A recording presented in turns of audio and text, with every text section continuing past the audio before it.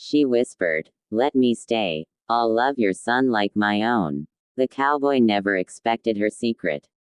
The first time Ethan Carter saw the young woman, she was sitting alone on an old wooden bench outside Red Willow Station, her hands wrapped around a faded leather suitcase.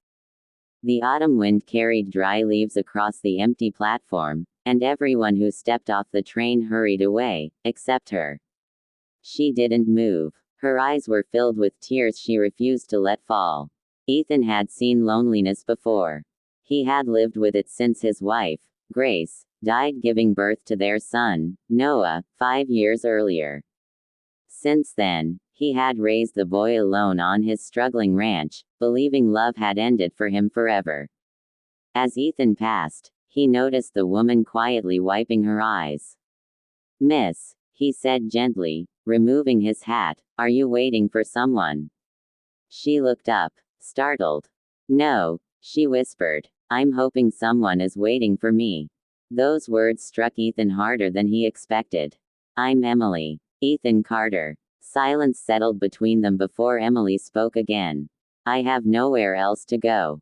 Ethan hesitated. Every instinct warned him not to invite a stranger into his life. But then he remembered the countless nights when strangers had shown kindness to him after Grace died. "My ranch isn't much," he said. "But there's an empty room." Emily stared at him in disbelief. "You don't even know me." "No," Ethan smiled softly. "But I know what it looks like when someone has lost everything." The Carter ranch wasn't beautiful anymore. The fences leaned. The barn roof leaked. The fields had nearly dried after months without rain. Yet when little Noah ran outside shouting, "Daddy!" Emily smiled for the first time. The little boy hid behind Ethan's legs. "Who's she?" Ethan laughed. "A friend." Emily knelt beside him. "My name's Emily." Noah studied her carefully. "My mama used to sing." Emily's heart ached. "I know a few songs." That evening she quietly sang an old lullaby while washing dishes. Noah stopped playing. His eyes widened. "That's Mama's song." Emily froze. I didn't know." Ethan looked equally surprised. Grace had learned that song from her grandmother. Hardly anyone knew it anymore. For the first time in years, Noah fell asleep without crying.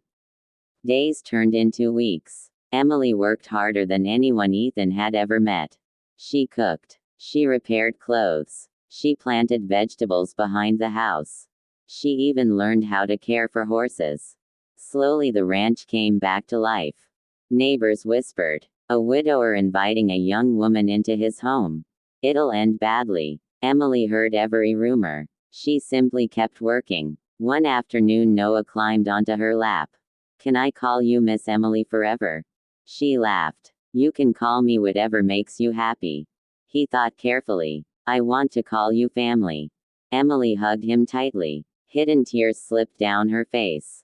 Winter arrived early. Snow covered the hills, and food became scarce. One freezing night Noah developed a dangerous fever. The nearest doctor lived 20 miles away. Without hesitation Emily saddled Ethan's fastest horse. "I'm going." "The roads are impossible," Ethan warned. "You'll freeze." She looked him directly in the eyes. "I already lost one family. I'm not losing another." She disappeared into the storm. For hours Ethan feared she'd never return. Just before dawn, hoofbeats echoed outside. Emily arrived barely conscious, covered in snow. Behind her rode the doctor. They saved Noah's life. When Ethan thanked her, Emily quietly answered, "I only did what a mother would." Those words lingered in Ethan's heart. Spring finally arrived. Flowers returned to the valley. The ranch produced its best harvest in years. People stopped gossiping. Instead, they admired Emily's kindness. Children loved her. Neighbors trusted her. Even the hardest ranchers respected her determination. One evening Ethan found Emily standing beneath the old oak tree. "You've changed this place." She smiled. "No, I think this place changed me." He looked at her for a long moment. "I haven't laughed like this since Grace." Emily lowered her eyes. "I never wanted to replace her." You never could. She nodded sadly. I know. Then Ethan gently reached for her hand. And maybe that's why you've become so important. Neither spoke again. They didn't have to. Weeks later, Ethan planned a small picnic beside the river. Noah chased butterflies while Emily watched him laugh. He looks happy, Ethan said. He deserves happiness. So do you. Emily looked away. There are things you don't know about me. I don't care. You should. She slowly opened the old suitcase she'd carried since arriving. Inside were tiny baby clothes, a faded photograph, and a small silver bracelet. Ethan remained silent. Emily finally spoke. I was married once. My husband died before our son turned 2. She paused. Then sickness took my little boy. My entire world disappeared. She closed her eyes. When I met Noah, I heard my son's laughter again. I wasn't trying to replace him. I was trying to survive. Tears rolled down Ethan's face. Instead of asking questions, he simply embraced her. You don't have to survive anymore. You belong here. Months later, the entire town gathered inside the little white church. Emily wore a simple ivory dress.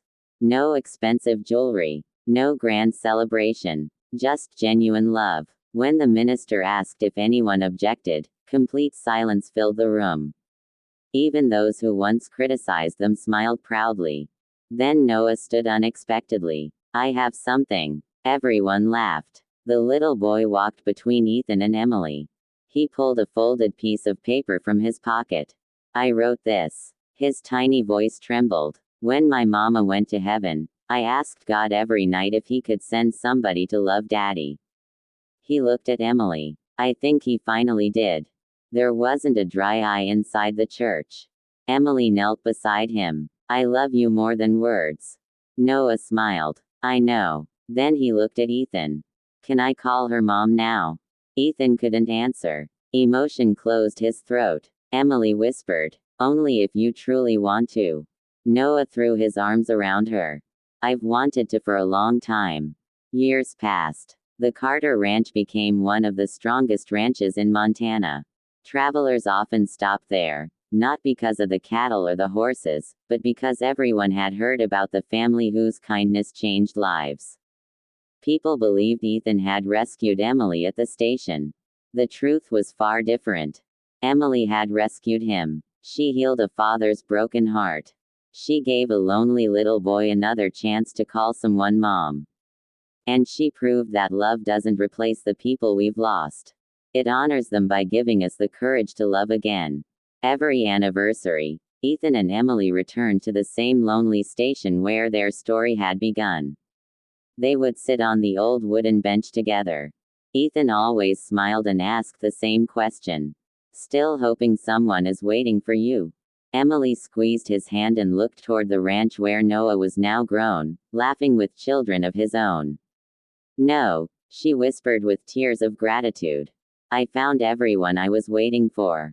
Please friends subscribe my channel.